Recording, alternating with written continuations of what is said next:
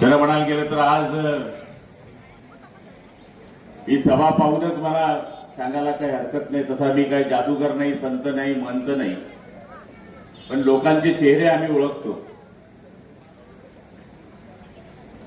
लोकांनी ठरवून घेतलंय की या ठिकाणी भाजप शिवसेनेची युती 100% विजयी होणार आहे.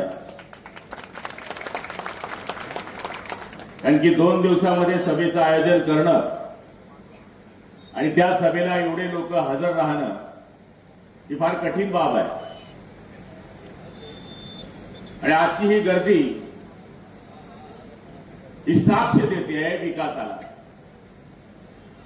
मी नम्रपणे स्वीकारतो, मी जरी मंत्री होतो तरी मी माझ्या नगरपालिकेत जेवढे जास्त पैसे आणू शकलो नाही त्याच्यापेक्षा जास्त पैसे आबासाहेबांनी आपल्या नगरपालिकेमध्ये आणले. आणि आता आम्ही मंत्री असल्यामुळे शिंदे साहेब तेवढं लक्ष आमच्याकडे देत नाही. हे तरुण माणसं जातात बरोबर पैसे घेऊन येतात. हे 10 लाख रुपये आता घेऊन आले, लगेच आता पटवलं त्यांनी सांगितलं तो विषय 10 कोटी. आणि त्यांनी आता त्यांना तुम्ही निवडून पण दिलं, समजून घ्या, असं समजून घ्या, निवडून दिलं. कल्याण पासून तर नागपूरपर्यंत एकही आमदार नाही, एक पण नाही. मुख्यमंत्री आमचे, नगरविकास मंत्री आमचे, पालकमंत्री मी, आमदार हे. तिकडे काय आहे? मुडकं कोणाचं, कंबर कोणाचं, हातपाय कोणाचं, शरीर चालणार कसं? म्हणून मी आपल्याला प्रार्थना करण्यासाठी आलोय की दिल्ली पासून तर गल्लीपर्यंत ज्याचं सरकार आहे, गावामध्ये सरपंच जरी आपल्या विचाराचा असला तरी वार्डात लाईट लागतो. विरुद्ध जर मेंबर लावून नको साध्याला लाईट रे, काय लाईट. जर इथं आपला नगराध्यक्ष नसला तर विकास कसा होणार? सगळ्यात मोठा प्रश्न या शहराचा भेडसावणारा प्रश्न आहे तो पाणी प्रश्न. आणि तो सोडला आबांच्या काळात. आज त्याचं काम सुरू आहे. तुम्ही म्हणाल गुलाबराव पाटील, तर गुलाबराव पाटलांनी फक्त डीपीआर तयार केला, गल्ला दिला शिंदे साहेबांनी. ही युडीची योजना आहे, नगरविकासची आहे. या शहरामध्ये 9,500 मतांचं लीड आम्हाला तुम्हाला होतं. कशाची निवडायची काळजी करताय तुम्ही? मी तुम्हाला कागदावर लिहून देतो, बालाजीच्या आशीर्वादाने 100% शिवसेना भाजपचा पडदा या ठिकाणी. या लाडक्या बहिणी एका साध्या आहे का? यांचा रुबाब काय वाढला तुम्हाला माहिती आहे का? पहिले नवरा यांच्याकडे ह्या पैसे मागायच्या, आता नवरा यांच्याकडे पैसे मागायला लागला. हा रुबाब जो वाढवला तो शिंदे साहेबांच्या सरकारच्या काळामध्ये लाडकी बहीण सुरू झाली. महिला सक्षमीकरणाच्या बऱ्याच गोष्टी या देशामध्ये ऐकायला मिळाल्या. पण महिलांना सक्षमीकरणाचं काम जर कोणी केलं असेल तर ते शिंदे साहेबांच्या सरकारच्या वेळेस शिवसेना भाजप युतीच्या सरकारने केलं. लाडकी बहीण योजना आणली. एसटी मध्ये अर्ध तिकीट, अर्ध्या महिला जास्त दिसतात तिथं. नवरा म्हणतो जाऊन ये बाजारात, एक भाजी जास्त येईल. मुलींना मोफत शिक्षण देणारा हे देशातलं एकमेव राज्य आहे, ते म्हणजे महाराष्ट्र राज्य आहे. एवढंच नव्हे तर कोणाकोणाकरता योजना केल्या नाही. पोलीस पाटलांचा पगार वाढव, कोतवालांचा पगार वाढव, ग्राम रोजगाराचा पगार वाढव, आशा वर्करचा पगार वाढव, गटप्रवर्तकाचा पगार वाढव, आशा सेविकेचा पगार वाढव. म्हणजे असा कुठलाच क्लास नाही की ज्या क्लास करता शिंदे साहेबांनी त्या काळामध्ये मदत केली नाही. आता यांनी एकच सुरू केलंय, लाडकी बहीण बंद पडणार. कशी बंद पडेल? जो झटका मुंबईत आणि महाराष्ट्रात झाला तोच झटका बिहारमध्ये दिला. बिहारमध्ये बी लाडक्या बहिणींनी जोश पाळलं. 4 मुंड्याची टागा पलटी घोडे फरार. 25, 26, 27, 28 आमदार आले म्हणून अपोजिशन लीडर वाचला. नाहीतर 10% लोक निवडून यायला पाहिजे, त्याच्याशिवाय अपोजिशन लीडर होऊ शकत नाही. आणि मला तरी असं वाटतं अमोल दादांनी चिमानाबांपेक्षा जास्त हुशारी केलेली दिसते. तुम्हाला बरोबर घेतलं तुमचं त्यांना लव्ह मॅरेज झालं. मागच्या काळामध्ये हे एकमेकाच्या दूर होते, पण जर खरा राजकारणी असला तर तो कमी दुश्मन्या करण्याचा प्रयत्न करत असतो आणि तुम्ही तेच हेरलं. म्हणजे आज गपचप त्यांना बरोबर घेतलं, पक्ष प्रवेश केला आणि एक शांत माणूस बसवला आणि तुम्ही तर ऐकून बसले का 200 कोटीचे नारळच फोडायचे. चंद्रकांत पाटील नशिबान आहे तुम्ही, योगायोगाने सरकार आपली आहे आणि पारोळा हे कलाकार शहर आहे.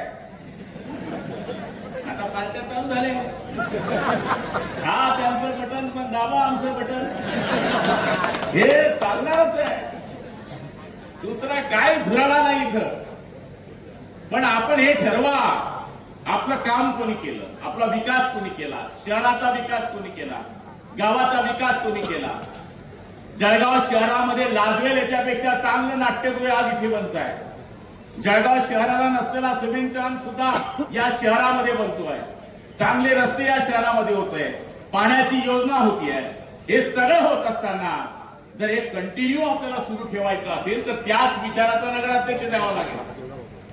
म्हणून शिवसेना भाजप महायुती या ठिकाणी उभी आहे आणि मला खात्री आहे लोक हे काही सहज येत नाही एवढ्या सभेला. ही सभेची वेळ साहेब 5 वाजेची होती, 3:30ची. हे एवढे लोक बसले तुमची वाट पाहत. तुमची नाही, माझी काय वाट पाहतात. माझा तर रोज पिक्चर पाहतात, माझी काय वाट. त्यांनी पाहिलं की लाडक्या भाऊचा पोट्टा कसा आहे. या तुमच्या आत्या आहे, या तुमच्या बहिणी आहे. कोण तो दाढीवाला बाबा होता, तुझ्या दाढीवाल्या बाबानं 1500 दिले. काही लोकांनी टीका केली साहेबांवर. 1500 म्हणले काय होते. अरे तुम्ही सोन्याचा चमचा घेऊन जन्माला आलेल्या लोकांना 1500ची किंमत काय कळणार. जो झोपडीत राहतो, भिल्ल वस्तीत राहतो, बौद्ध वस्तीत राहतो, मातंगवाड्यात राहतो, मुस्लिम वार्डात राहतो, त्याला कळणार 1500 रुपयानं त्याचं काय भलं होऊ शकतं. त्यामुळे एवढं जाऊ दे ना. वादळ आल्यानंतर मुख्यमंत्री ईर्ष्यावाडीच्या डोंगरावर चढतो रात्री 2 वाजता. माझ्या आई शपथ सांगतो, मी 25 वर्षापासून आमदार आहे, 10 वर्षापासून मंत्री आहे, पण असा मुख्यमंत्री मी पाहिला नाही की तो रात्री 2 वाजता डोंगरावर चढला. की त्यांना कितीही करू द्या, तुमचा चेहरा पाहतोय. 1 तारखेला तुमच्या नशिबात लक्ष्मी आहे.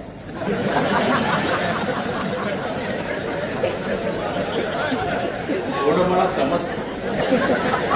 तुम्ही साठी बाहेर टाकून झोपा, लक्ष्मी दारोदार. हे कसं समज ते कलाकार आहे. आणि शिंदे साहेब हे आबा आहे ना, कंटिन्यू त्याच पार्टीशी लढताय.